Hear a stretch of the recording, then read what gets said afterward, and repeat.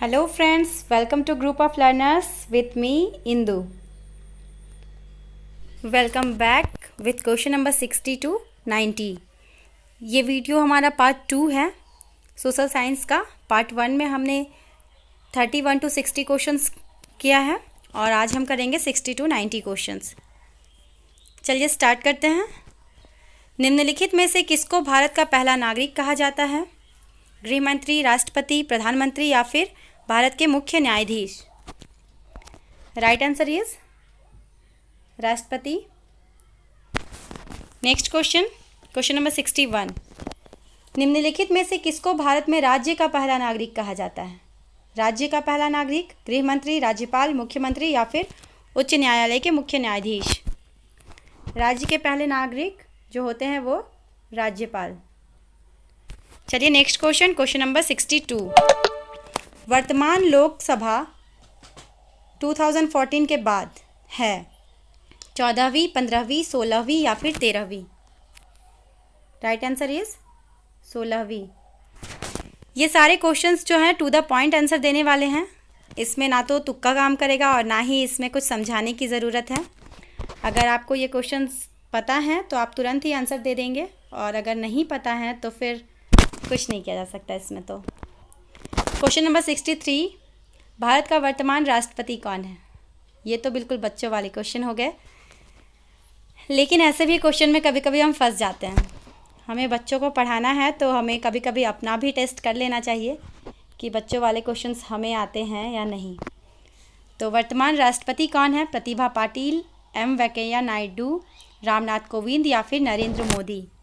जी हाँ, ये आंसर सबको पता होगा, रामनाथ कोविंद। चलिए नेक्स्ट क्वेश्चन देखते हैं। Question number 64।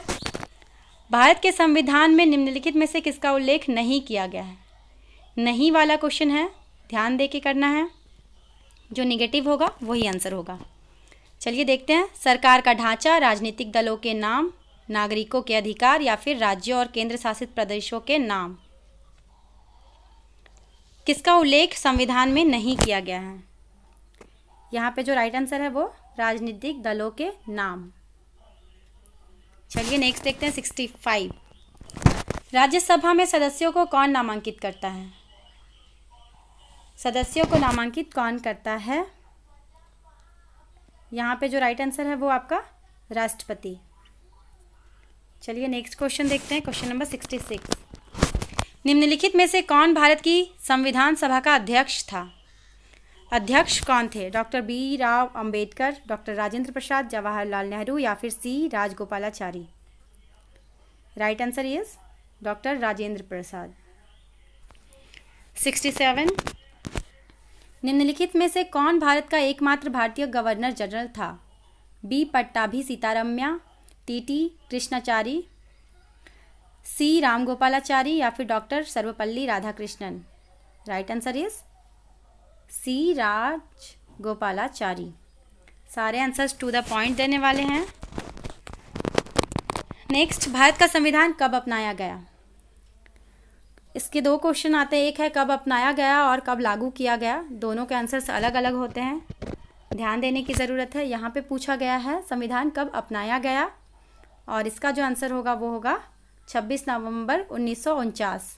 अगर लागू पूछता लागू कब किया गया तो हमारा होता 1950। चलिए नेक्स्ट देखते हैं 69।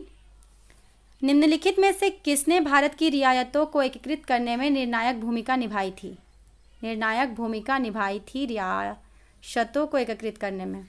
सरदार Vallabh Bhai Patel, doctor B Rao Ambedkar, C Ramgopalachari या फिर Jawaharlal Nehru? Right answer is Sardar Vallabh Bhai Patel.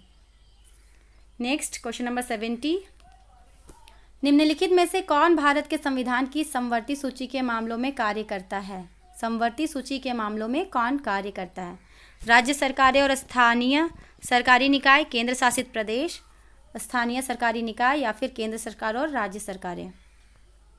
Right answer is 4 केंद्र सरकार और राज्य सरकारें। चलिए नेक्स्ट देखते हैं 71। निम्नलिखित में से कौन भारत की संविधान में मसौदा समिति के अध्यक्ष थे? मसौदा समिति के अध्यक्ष कौन थे संविधान सभा में? Doctor B Rao Ambedkar, doctor Rajendra Prasad, doctor Jawaharlal Nehru या C Ram Gopalachari? Right answer is doctor Bhimrao Ambedkar.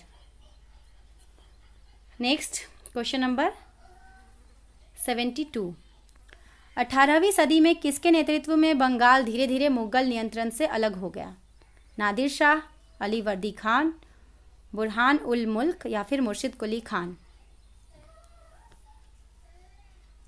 Bengal धीरे धीरे मुगल नियंत्रण से अलग हो गया किसके नेतृत्व में? राइट आंसर इज मुर्शिद कुली खान। नेक्स्ट 73।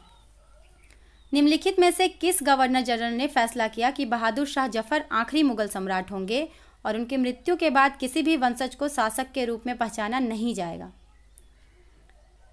किसने ये फैसला किया था? William Bentinck, Lord Canning, Lord Cornwallis, Lord Dalhousie? Right answer is Lord Canning. चलिए नेक्स्ट 74। किस गवर्नर जनरल ने घोषित किया कि अवध पर गलत तरीके से शासन किया जा रहा था और उचित प्रशासन सुनिश्चित करने के लिए ब्रिटिश शासन की आवश्यकता थी? Lord Canning, Lord Dalhousie, Lord Mountbatten या फिर लॉर्ड रिपन? यहाँ पे जो राइट आंसर होगा वो Lord Dalhousie. Next question number 75। Kanpur के किस शासक ने खुद को पेशवा कहा? पेशवा किसने कहा था खुद को? बाजीराव प्रथम, बाजीराव द्वितीय, बहादुर जफर या फिर Nana Saheb? Right answer is Nana Saheb. Next है आपका कारखाने के विषय में पढ़ाने के लिए सबसे उपयोगी विधि होगी। ये आपका सामाजिक विज्ञान का जो है शिक्षा शास्त्र से संबंधित है। इसमें शिक्षक और बच्चों के बीच का जो संबंध है ये आप थोड़ा दिमाग लगा के भी बना सकते हैं। कारखाने के विषय में अगर बच्चे को पढ़ाना है तो क्या करना चाहिए, बच्चों को कौन से तरीके से पढ़ाना चाहिए? इस तरह के क्वेश्चन पहले CDP में बताया था कि जब भी बच्चों को कुछ सिखाना होता है तो उसे स्वयं करने के लिए, जिसमें वो खुद एक्टिव हो सके, वैसे कार्य कराने चाहिए बच्चों से। तो ऑप्शंस देखते हैं। किसी विशेषज्ञ को निमंत्रित करना, किसी औद्योगिक कारखाने की यात्रा आयोजित करना, एक डॉक्यूमेंट्री फिल्म दिखाना, एक कहानी सुनाना। यहाँ पे देखना है कि बच्चे किस में सक्रिय हैं, बच्चे किस में एक्टिव हैं। तो यहाँ पे किसी औद्योगिक कारखाने की यात्रा अगर हम कराते हैं बच्चे को, तो बच्चे वहाँ पे जाके खुद से देखेंगे और सीखेंगे। इसीलिए हमारा ऑप्शन नंबर 2 बिल्कुल राइट होगा। 77। एडुसैट से क्या अभिप्राय है? एडुसैट क्या है? सौर मंडल में खोजा गया एक नया ग्रह, एक क्षुद्र ग्रह जो मंगल और बृहस्पति की कक्षाओं के बीच पाया जाता है, एक मानव निर्मित भारतीय उपग्रह या फिर रॉकेट जिसका उपयोग मानव निर्मित उपग्रहों को सूर्य की कक्षा में स्थापित करने के लिए किया जाता है? क्या है एडुसैट? राइट आंसर इज एक मानव निर्मित भारतीय उपग्रह। ठीक है, चलिए फिर हम लोग देखते हैं एडुसैट से क्या अभिप्राय है। एडुसैट क्या है? सौर मंडल में खोजा गया एक नया ग्रह, एक क्षुद्र ग्रह जो मंगल और बृहस्पति की कक्षाओं के बीच पाया जाता है, एक मानव निर्मित भारतीय उपग्रह या फिर रॉकेट जिसका उपयोग मानव निर्मित उपग्रहों को सूर्य की कक्षा में स्थापित करने के लिए किया जाता है। एडुसैट क्या है? राइट आंसर इज एक मानव निर्मित भारतीय उपग्रह। ठीक है, चलिए नेक्स्ट देखते हैं 78। पंचवाणी और बीजक में निम्नलिखित में से किस महान हस्ती के छंद और विचारों को संरक्षित किया गया है? पंचवाणी और बीजक, अगर इसका पहले नाम सुना गया है तो हम तुरंत ही पता लगा लेंगे कि किनके छंद और विचारों को संरक्षित किया गया है इसमें। कबीर, गुरु नानक, रविदास या फिर Mirabai? Right answer is Kabir. चलिए नेक्स्ट क्वेश्चन देखते हैं, क्वेश्चन नंबर 79। एलोरा की गुफा का भित्ति चित्र जिसमें विष्णु को नरसिंह अर्थात पुरुष सिंह के रूप में दिखाया गया है किस काल की कृति है? एलोरा की गुफा का जो भित्ति चित्र है जिसमें विष्णु को नरसिंह अर्थात पुरुष सिंह के रूप में दिखाया गया है किस काल की कृति है? राष्ट्रकूट काल, चालुक्य काल, गुप्त काल या फिर गुर्जर प्रतिहार काल? राइट आंसर इज राष्ट्रकूट काल। चलिए नेक्स्ट देखते हैं, क्वेश्चन नंबर 80। निम्नलिखित में से कौन सा संगठन उपनिषद में आस्था रखता है? उपनिषद में आस्था रखने वाला संगठन कौन है? रामकृष्ण मिशन, सत्यशोधक समाज, सेवा समाज या फिर ब्रह्म समाज?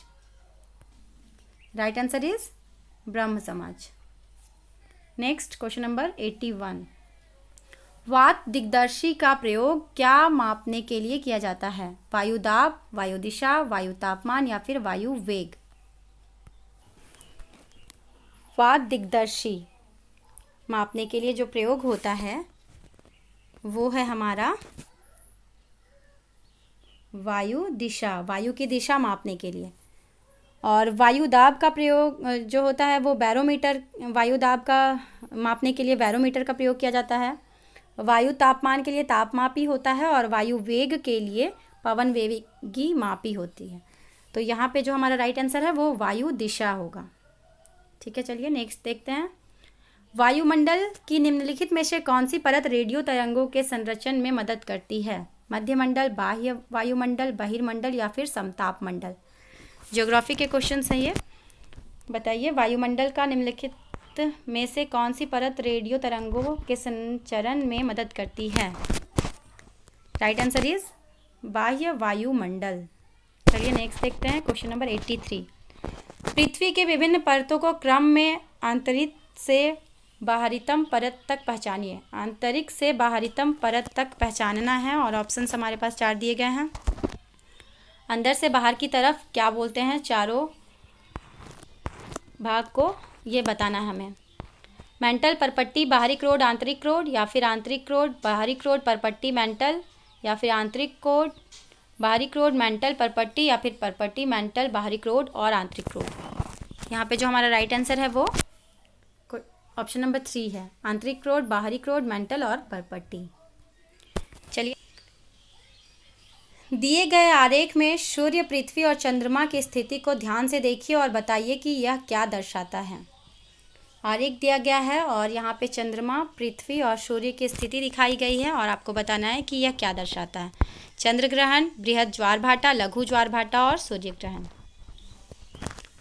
यहाँ पे जो आकृति बन रही है वो पहले तो ध्यान देने की ज़रूरत है।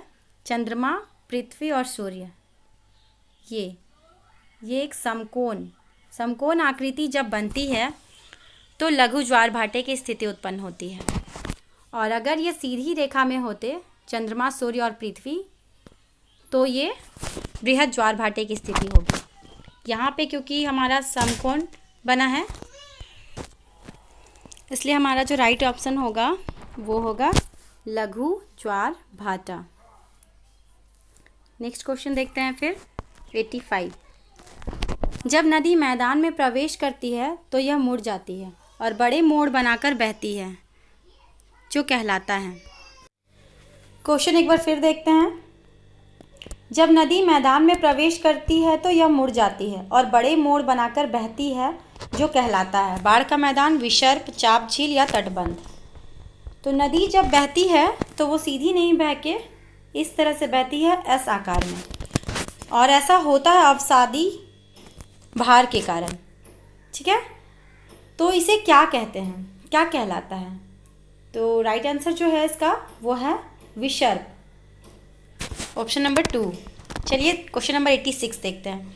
अधिकांश दुर्लभ क्षेत्रों में और आपदाओं के समय लोगों को बचाने और भोजन, जल, कपड़े एवं दवाओं को वितरित करने के लिए यातायात का कौन सा साधन बेहद उपयोगी है? अगर आपदाओं में किसी को हम भोजन, जल और कपड़े, दवाइयाँ ये सब भेजना है तो कौन सा जो मार्ग, जो यातायात होगा वो सबसे अच्छा माना जाएगा? रेल मार्ग, सड़क मार्ग, जल मार्ग या फिर वायु मार्ग? तो ये क्वेश्चन तो हम जानते ही हैं, सबसे ज़्यादा जो जल्दी हो सकता है वो वायु मार्ग हो सकता है। ठीक है, ऑप्शन नंबर 4 बिल्कुल राइट है। नेक्स्ट देखते हैं क्वेश्चन नंबर 87। भूगोल की वह शाखा जो विशिष्ट मानव जनसंख्या की संरचना के विषय से संबंधित है कहलाती है? जैव भूगोल, जनसांख्यिकी, मानव भूगोल या नगरीय भूगोल? राइट आंसर इज जनसांख्यिकी, ऑप्शन नंबर 2। ठीक है, नेक्स्ट है 88। यहाँ पे कथन और इसका कारण दिया गया है, ध्यान देके पढ़ने की ज़रूरत है। सबसे पहले कथन ए पढ़ेंगे हम लोग ध्यान से और ये देखेंगे कि ये सत्य है या असत्य। तो लिखा है, सूर्य गुजरात में अरुणाचल प्रदेश से लगभग 2 घंटे बाद अस्त होता है। अब अगर हमें पता है तो हम तुरंत ही पता लगा लेंगे कि ये सही है या गलत। सूर्य गुजरात में अरुणाचल प्रदेश से लगभग 2 घंटे बाद अस्त होता है, ये कथन जो है बिल्कुल सही है। आर दिया हुआ है, अरुणाचल प्रदेश गुजरात की तुलना में उच्च अक्षांश पर स्थित है, क्या इसीलिए वहाँ 2 घंटे बाद अस्त होता है? तो अगर हमें पता है तो हम तुरंत ही पता लगा लेंगे कि नहीं, ये गलत है। उच्च अक्षांश पर स्थित है इसलिए वहाँ पे 2 घंटे बाद अस्त होता है, ये कारण सही नहीं है, बल्कि गुजरात जो है वो पश्चिम में है और अरुणाचल प्रदेश पूर्व में है, जिसके कारण 2 घंटे बाद अस्त होता है। तो हमारा यहाँ पे ए राइट है, बल्कि और ये रॉन्ग है। तो ऐसा जो ऑप्शन होगा वही सही होगा जिसमें ए सत्य और आर असत्य लिख।